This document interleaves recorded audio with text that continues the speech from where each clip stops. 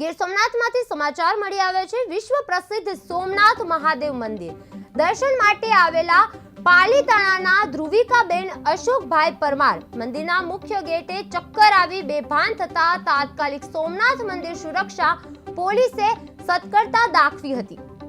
ફરજ પરના જીઆરડી કર્મચારીઓએ 108 એમ્બ્યુલન્સ બોલાવી તેમને પાટણ સિવિલ હોસ્પિટલ ખસેડી સમયસર સારવાર અપાવી હતી, જેથી મે આઈ હેલ્પ યુ સૂત્રને સાર્થક કર્યું હતું। તેમને પાટણ સિવિલ હોસ્પિટલમાં ખસેડવામાં આવ્યા હતા।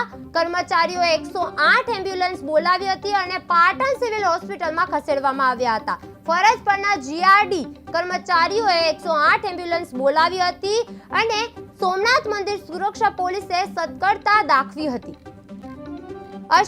ધ્રુવિકાબેન અશોકભાઈ પરમાર મંદિરના મુખ્ય ગેટે ચક્કર આવી ગયા હતા અને એને બેભાન થઈ ગયા હતા। તાત્કાલિક સોમનાથ મંદિર સુરક્ષા પોલીસે સતર્કતા દાખવી હતી। ફરજ પરના જીઆરડી કર્મચારીઓએ 108 એમ્બ્યુલન્સ બોલાવી હતી, તેમને પાટણ સિવિલ હોસ્પિટલ ખસેડવામાં આવ્યો હતો, સમયસર સારવાર અપાવી, જેથી મે આઈ હેલ્પ યુ સૂત્રને સાર્થક કરવામાં આવ્યું હતું।